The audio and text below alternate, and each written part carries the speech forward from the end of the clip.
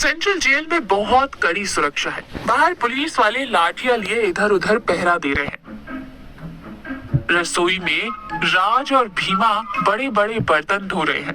एक बर्तन में बची हुई पतली दाल देखकर भीमा अपना मुंह बनाता है और झुंझुलाते हुए बर्तन को किनारे सरका कर कहता है, क्या है राज ये जेल का खाना? ये दाल देख, समझ नहीं आ रहा दाल में पानी डाला है या पानी में दाल के 4 दाने फेंके हैं। ये खा खा कर मेरे सारे डोले पिघलते जा रहे हैं भाई। अरे भीमा, ये सेंट्रल जेल है मेरे भाई, कोई 5 स्टार होटल नहीं जो तुझे यहाँ बिरयानी और बटर नान मिलेंगे। और वो कल की चपातियाँ देखी थी, पत्थर पर मारो तो पत्थर टूट जाए, इतनी सख्त। मैंने तो 2 चपातियाँ छुपा कर रखी हैं, कभी जेल की दीवार तोड़ने के काम आएंगी। मेरे तो भूख से पेट में चूहे कबड्डी खेल रहे हैं राज, ऐसा कितने दिन चलेगा? तभी भारी जूतों की आवाज आती है। हाथ में लाठी लिए इंस्पेक्टर प्रताप रसोई में आते हैं। उनकी निगाहें बहुत सख्त हैं। वो जोर से लाठी को टेबल पर मारते हुए कहते हैं, ओए राज और भीमा, यहाँ बर्तन धो रहे हो या जेल से भागने का कोई नक्शा बना रहे हो? मुझे सब भनक लग जाती है। याद रखना राज, ये इंस्पेक्टर प्रताप की सेंट्रल जेल है, यहाँ से एक चींटी भी मेरी इजाजत के बिना बाहर नहीं जा सकती। राज हाथ जोड़कर बहुत ही मासूमियत का नाटक करते हुए कहता है, अरे नहीं सर, हम बर्तन नहीं अपने कर्मों का मैल धो रहे हैं। और आपकी लाठी का स्वाद चखने के बाद भागने की हिम्मत कौन करेगा सर?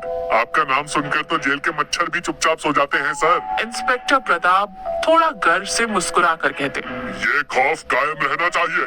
कल सुबह तक ये रसोई शीशे की तरह चमकनी चाहिए। अगर थोड़ी भी गड़बड़ हुई तो दोनों की लाठी से पूजा होगी। वो वहाँ से चले जाते हैं।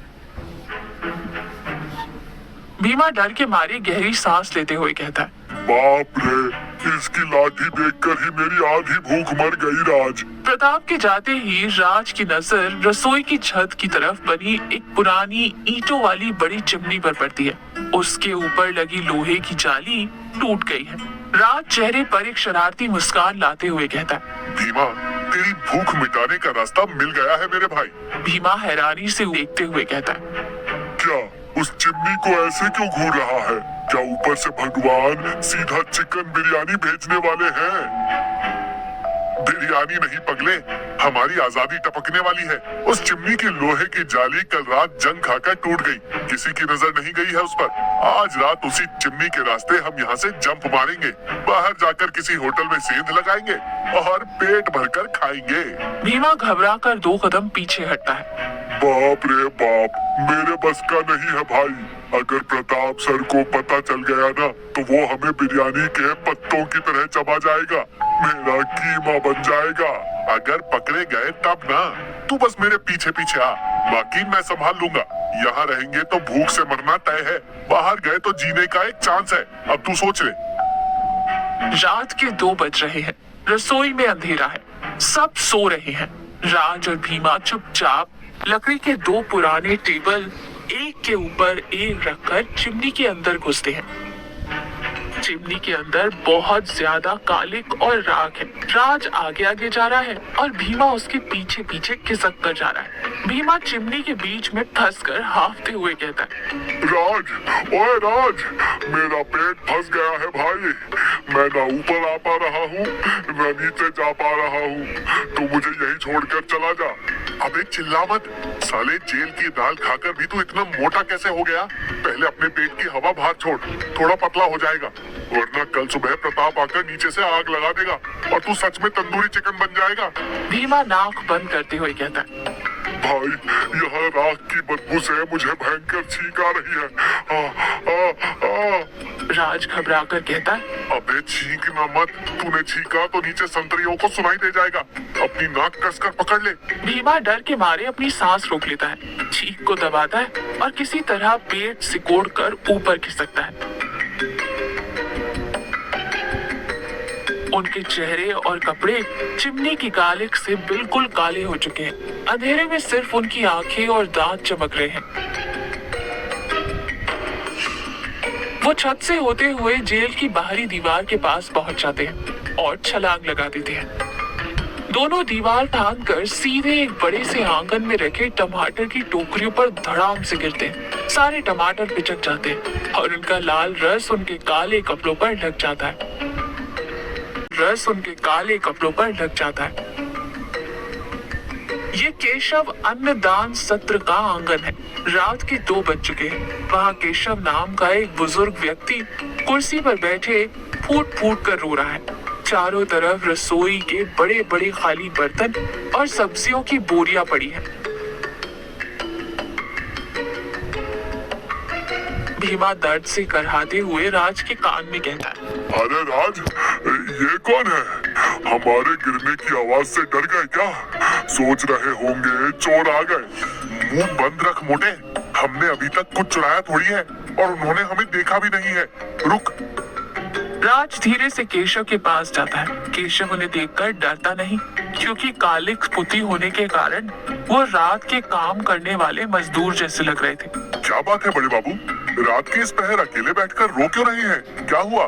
केशव आंसू पोंछते हुए दर्द भरी आवाज में कहता है, क्या बताऊं बेटा, मेरा नाम केशव है। कल सुबह यहाँ 200 गरीब और भूखे बेसहारा बुजुर्गों के लिए अन्नदान होने वाला है। वो लोग पिछले 1 हफ्ते से इस दावत का इंतजार कर रहे हैं, लेकिन वो जो खाना बनाने वाला ठेकेदार था वो पैसे लेकर और सारा कच्चा राशन यहीं छोड़कर भाग गया। अब सुबह जब वो लोग आस लेकर आएंगे तो मैं उनकी भूख को क्या जवाब दूंगा? मेरी इज्जत चली जाए मुझे परवाह नहीं, पर उन भूखों की आंखों में मैं कैसे देखूंगा? ये बात सुनकर राज का दिल भारी हो जाता है। उसे अपना बचपन याद आ जाता है, जब वो अपनी माँ के साथ एक ऐसे ही भंडारे की लाइन में लगा था और कई बार खाना खत्म होने पर भूखे पेट रोता था। भीमा राज का हाथ खींचते हुए फुसफुसा कर कहता, राज, ये अपना मैटर नहीं है भाई। पीछे का गेट खुला है, चुपचाप यहाँ से खिसक लेते हैं। चल बाहर जाकर कहीं गरम गरम समोसे ढूंढते हैं।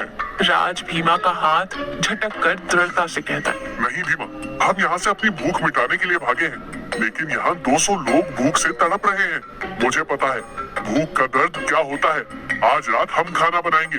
भीमा हक्का बक्का रह जाता है। क्या तेरा दिमाग खराब हो गया है? हम जेल से भागे हुए चोर हैं भाई, कोई बावर्ची नहीं। अगर हम सुबह तक यहाँ से नहीं निकले तो वो प्रताप सर हमें जिंदा गाड़ देगा। राज केशव की तरफ देखते हुए कहता है, इस एक रात के लिए हम चोर नहीं बावर्ची हैं। चल उठ, चाकू पकड़ और वो प्याज काटना शुरू कर। आश्रम की रसोई में दोनों तेजी से काम कर रहे हैं। राज किसी बड़े प्रोफेशनल शेफ की तरह फुर्ती से मसाले मिला रहा है और सब्जियों में तड़का लगा रहा है। उसके हाथों की रफ्तार देखने लायक है। भीमा एक कोने में बैठकर 50 किलो प्याज काट रहा है। उसकी आंखों से आंसू बह रहे हैं। रोते हुए कहता है, राज, मैं बता रहा हूँ, मुझे प्रताप सर की लाठी खाकर भी इतना रोना नहीं आया था। ये प्याज काटते हुए मुझे अपने गांव वाली पुरानी प्रेमिका याद आ रही है भाई। उसने भी मुझे ऐसे ही रुलाया था। राज हंसते हुए, आंसू पोंछ ले मेरे मजनू, और वो कटे हुए प्याज उठाकर इस दाल में डाल दे। भीमा एक सब्जी के बर्तन के पास जाता है। उसमें से वो थोड़ी सी सब्जी उंगली से लेकर चाटने ही वाला था कि राज तुरंत अपनी करछी से भीमा के के प्रसाद के बराबर है। जब तक वो भूखे लोग इसे नहीं खा लेते, इसे झूठा नहीं करना है। अपना पेट बांध ले और चुपचाप काम कर। भीमा मुंह बनाकर कहता है, मेरे पेट में तो आग लगी है स्वामी। चलो ठीक है, मैं अपनी भूख भी उन बुजुर्गों को दान कर देता हूँ। सुबह होते होते बहुत ही शानदार और स्वादिष्ट पकवान तैयार हो चुका है।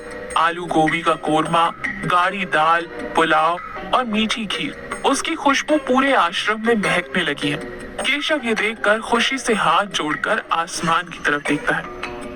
दोपहर का समय, आंगन में पंगत लगी है। गरीब और बुजुर्ग लोग बहुत ही शांति और खुशी से खाना खा रहे हैं। हर किसी के चेहरे पर एक सुकून है। राज और भीमा अपने उसी कालिख लगे कपड़ों में बहुत ही प्यार से उन्हें खाना परोस रहे हैं। एक बूढ़ी अम्मा राज का हाथ पकड़कर कहती है, जीते रहो बेटा, बहुत दिनों बाद पेट भर के ऐसा अमृत जैसा खाना खाया है। भगवान तेरा भला करे। राज की आंखें भर आती हैं। तभी अचानक इंस्पेक्टर प्रताप अपने 4 हवलदारों के साथ हाथ में लाठियां लिए अंदर घुसता है। वो जेल की दीवार से लेकर यहाँ तक कालिक के निशानों का पीछा करते हुए आ गए थे। इंस्पेक्टर प्रताप हवा में लाठी घुमाते हुए जोर से गरज कर कहता है, कोई अपनी जगह से नहीं हिलेगा। राज, भीमा, हाथ ऊपर कर लो। साले चोरों, मेरी जेल की चिमनी से भागकर यहाँ छुप कर बैठे हो। आज मैं तुम्हारी खाल उधेड़ दूंगा। पुलिस को देखकर वहाँ खाना खा रहे सब लोग डर जाते हैं। भीमा कांपते हुए राज के पीछे छुपने लगता है। तभी केशव बिना डरे प्रताप के सामने आकर खड़ा हो जाता है। ये आप क्या कर रहे हैं सर? ये कोई चोर नहीं है, ये तो भगवान के भेजे हुए फरिश्ते हैं। इन्होंने